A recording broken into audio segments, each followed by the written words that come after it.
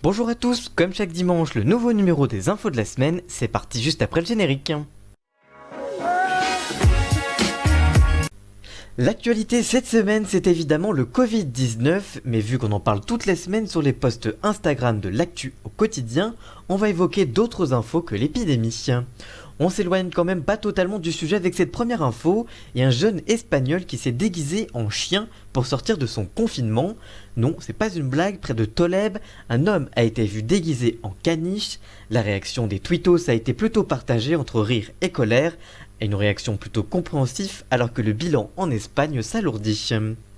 Plus léger maintenant, le journal de Mickey a dévoilé le palmarès des personnalités préférées des enfants, une étude réalisée sur 400 jeunes entre 7 et 14 ans. Cette année, c'est Soprano qui est le premier, après Kylian Mbappé l'année dernière.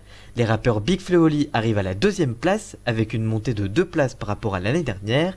Et enfin, le joueur de foot arrive donc à la troisième place pour les enfants cette année, et perd donc 2 places. La chanteuse Angèle, elle, s'envole et arrive quatrième, devant Louane, 8ème, Vita, 20ème, ou encore Mimimati à la 27ème place. Olivier Mine, l'animateur de Fort Boyard, arrive lui à la 13ème place.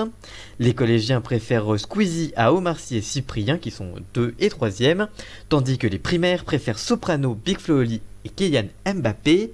Squeezie qui a d'ailleurs posté une photo cette semaine pour fêter ses 6 millions d'abonnés sur Instagram, une photo plutôt originale en direct de son confinement.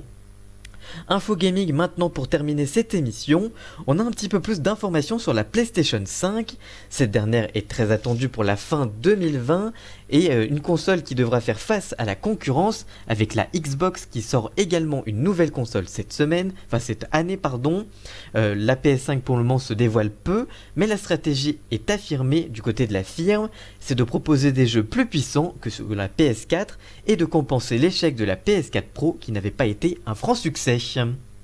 Merci d'avoir suivi cette émission, n'hésitez pas à la partager et on se retrouve la semaine prochaine, à très bientôt, ciao.